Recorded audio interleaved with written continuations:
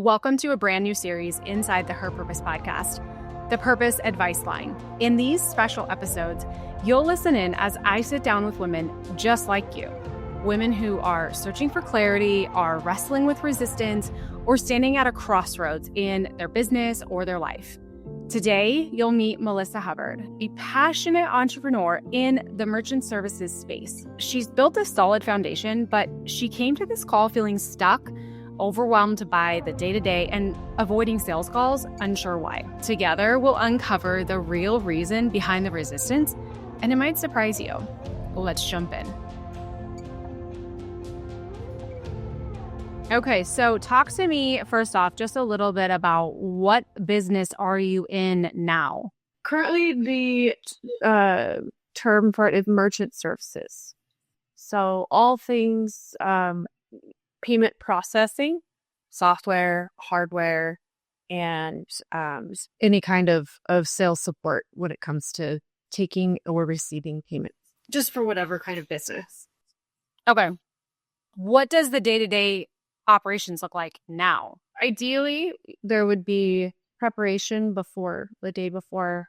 I would have a list of businesses to call, research something about the business, understand just a little bit what they do, whether they have Facebook, Google, what their presence looks like there, and ideally some sort of idea of what they're currently doing, but that's not always the case. A lot of times it is just a cold call unless I have a referral from an existing customer or some sort of warm touch point with them, like I'd done business with them before or something along those lines. And then we'd make the phone call. I tend to struggle with that part of it, just what to say, how to talk to people. I've come up with a couple of things, but in an ideal world, I'm prepared and I have a plan of action for the day, make the phone calls, and then depending on each of the conversations, either make notes or set an appointment. So when you say you're struggling with what to say, are you talking about how you frame the conversation? Yes. Cold calls to businesses, most businesses they're busy. They don't want to talk to salespeople. So I try to present myself in a way that isn't salesy. It's more of, a question. I'm hoping you can help me, direct me in the right, to the right person or in the right direction if we speak to, regarding, my specific intent is to help them remove their merchant services fees. It's one of the highest or one of the top expenses, with the exception of like labor and taxes, and then your credit card fees, what you pay in processing. Yeah. So when you get on the phone with the person that is in charge of that aspect of the business, are you then struggling with how to start that conversation, or do you have it from there? Sometimes. It really depends on what kind of referral I got, who they are. I have to kind of ask questions regarding, again, what position that they have, if they really are the person I need to speak to, the person that can make decisions. I mean, ultimately, it comes down to the owner or like a CFO, for instance, or someone is in a type of capacity that can sign for that or accept financial responsibility for the company. To me, what comes up as far as the first question that I think I would ask is, are you so sick and tired of how much it costs to pay for credit card charges? I do try to, keep it light, just a brief 10, 15 seconds of what I'm calling for. And, we already have credit card processing or something along those lines. So I will say, oh, absolutely. Do you enjoy paying the fees associated with accepting those calls or something along those lines? Just like, and most of the time I get absolutely not. Oh my goodness, it's so expensive or this or that. Well, that's the purpose of why I'm calling, is to offer another solution. Do you have a few minutes? Sometimes I don't even ask if they have a few minutes. I just keep talking. They'll tell me. Absolutely. Absolutely. Yes. Yeah, absolutely. So where do you feel most out of alignment in the way you're running your business? Day-to-day operations. This is an industry of numbers. I think the most pessimistic numbers I've heard is that if you take 100 people, only 3 are going to listen to you, which is not often the case. I would say it's more like 30, if you will, 30 to 40 sometimes, because my particular niche in this industry is pretty enticing, especially to business owners that process a lot of volume a month. They pay a lot in fees and overhead. So the idea that they could even cut it in half or completely remove it is very interesting.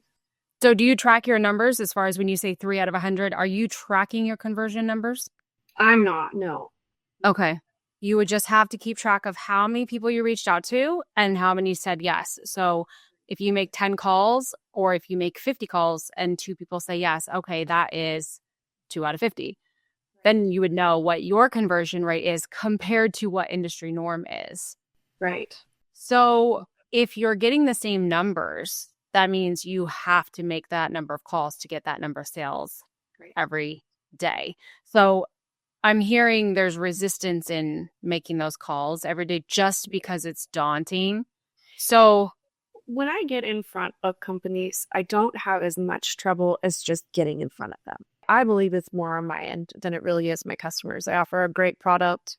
Most of the time I can do free placement or reduced lease or buyout options. You know, at being an independent contractor, it affords a lot of flexibility in an industry that is typically cut and dry. Somebody like me, a salesperson, will upsell hardware in order to make money on that part. And then there's, I call junk fees that are added to it. So I'm not in a situation where I have to do any of that because ideally I want that customer to stay with me, right? So I'm not going to make them pay this ridiculous amount of money up front just so I can make a sale on that portion moving forward. So I'd like to believe, I do believe that what I do is very valuable and beneficial to the business owner. I know that my biggest issue is on the personal end, is the personal discipline on a day-to-day basis. Even just making time, carving out time at schedule.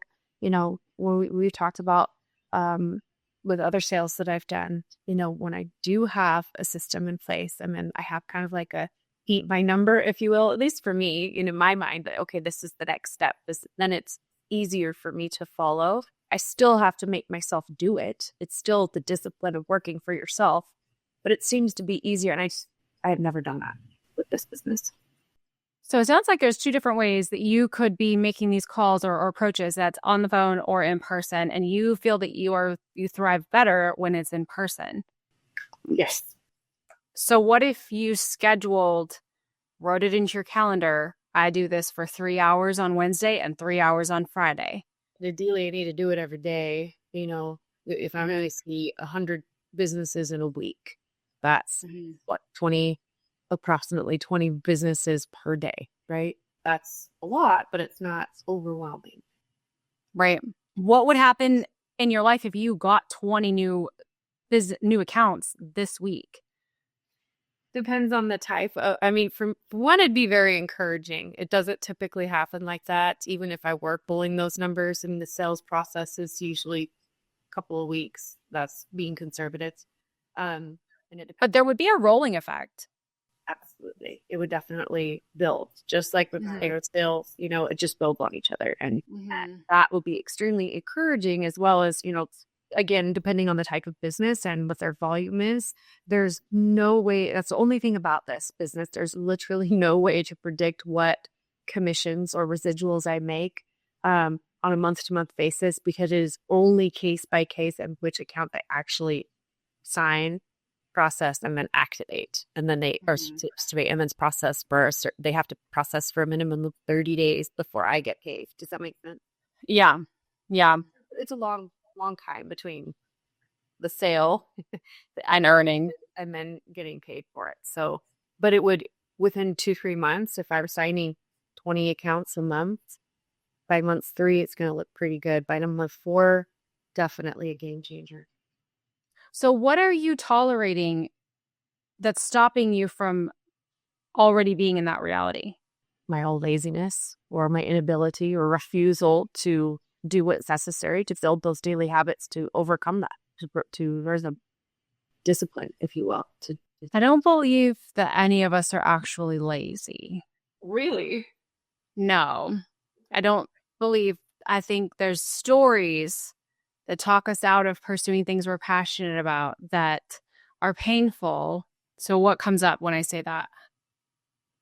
That I'm not good enough. What would happen if you believed that you were not only good enough, not only capable, but already are the woman that has that reality? I would be concerned that I'm deluding myself. If I were to tell myself I'm already in this reality, that just seems delusional to me. You know? I definitely have big dreams and ideas and things that I want to do, and it's 100% possible with this, but I don't do it in order to make it possible. So I would be concerned there's a separation between reality and what I want, or choose to believe my life is. Right. You don't believe you're capable, but you are. The story that you're telling yourself is the reason that you're not taking action, but it's in the taking of the action that you become the woman that's capable. We're all capable of things, but you're not born a professional, right? So it's delusional to think that you should be a professional when you're starting out and you've not taken the action to go through the ups and downs, right? Right. That's absolutely true. So what comes up when I say that for you? Well, then I believe that I'm not a professional because I've never consistently done the work to get there. So what is the answer to become the professional? Do the work. So if you have to do the work to become the professional, that means it's okay that you're not a professional. Ding, ding, ding. Yeah. How does that feel? Almost that actually, the way you phrase that, almost feels relieving, if you will. Lighter? Yes. But it's not the pain point of I'm not where I'm at because I'm not doing what I'm doing. But once you do what I'm doing, in the process of doing it, doesn't mean I have to be at this place already. I become it by doing it. Exactly. Oh, well, it's really not about the chicken or the egg anymore, is it? Yeah, you actually no, it's perfectly reasonable and logical that you believe what you believe, and that's okay. As far as I am not experienced, I think that's a lot better word than capable. Anyone's capable of learning something new. You're not experienced, and you're letting that lack of experience stop you from gaining experience. That's true. Well, and any kind of sales industry will teach you that it can be very discouraging. You have to be okay with hearing no and rejection and consistently. It's hard. It's hard overcoming that. There's been seasons in my life where I had no problem. It was no big deal. Like, okay. Thanks for your time. I usually try to get an email, from someone to have some sort of touch point at another, so I could check back or follow up at the terrible FUs of sales, right? But it's important so that in my partner's words, he says, you're staying in front of the next person. You're constantly presenting yourself as useful, offering something for free, advice, that good stuff. So there have been seasons where I've been really good at that. And either I get a really big disappointment or I have some personal issue in my life and I quit. How connected do you feel like you are right now to your vision for you in 5 years, you in 10 years, you in 25 years? I think right at the moment it's an interesting place in my life. I will say that. I think it's not typical, say, 5 years ago. I wouldn't, where my mindset now, things are changing so dramatically and then really not changing at all. If that makes sense. Children moving out of the home, finances dramatically changing in a very short amount of time.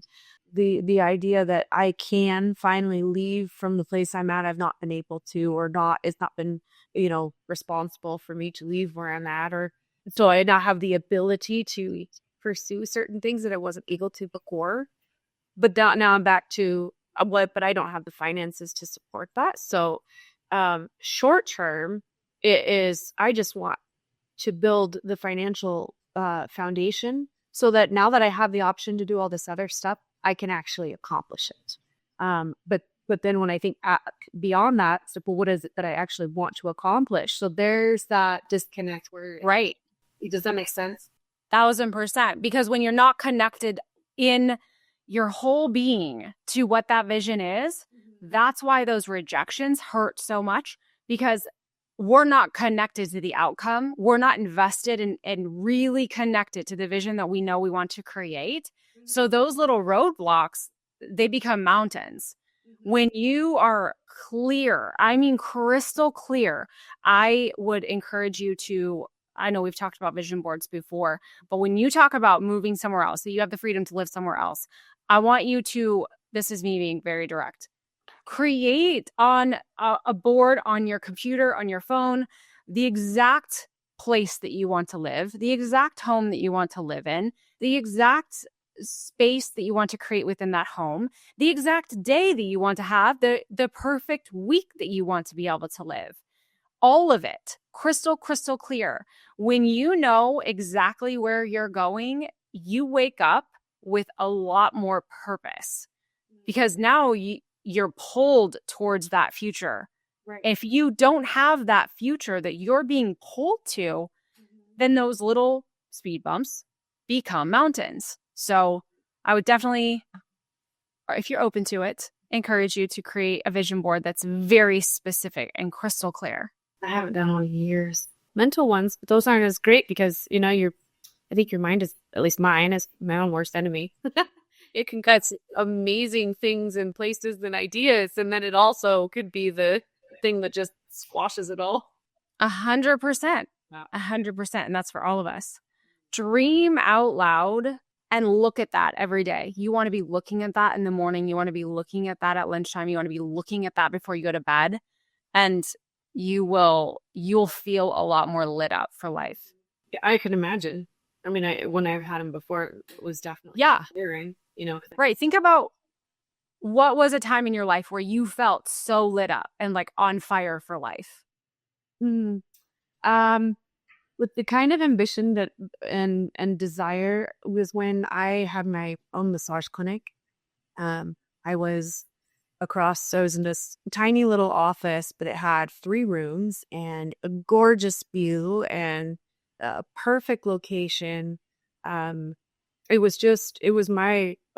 loved going to work because I walk into my office and I created my idea with it was that I want my clients to walk in the door and begin the process of decompressing and relaxing the second they see, smell, and feel inside my office, right? So it didn't just happen when they were on my table. They stepped in and it was like the visual breath of fresh air, right? I remember vividly looking at all these details. I don't know if you remember going to that office, but I do. Yes. So it looked good. It was very aesthetically pleasing. It was calming. It was very peaceful. There were some, bright pieces in there, but that was also part of the decor. It just tied everything in to be so pleasing to the eye. It smelled good, and building that business and, making sure that the rooms were rented out. My tenants were happy. I, was marketing to my clients, continuing to build that clientele, improving my skill in it. And I loved it. I mean, it was obviously stressful at times, but I very rarely dreaded having to go to work or to work, any other aspect of that business. I even like cleaning.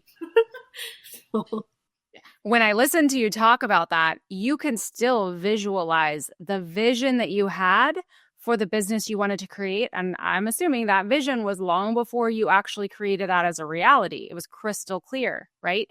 You knew exactly what you wanted to create, down to the scent, down to the images, the artwork, all of that. And if you have that in your mind, that crystal clear vision, then your brain starts finding the answers to create it, right? It starts finding this, what's the next step to get there? What's the next thing I need to do to get there?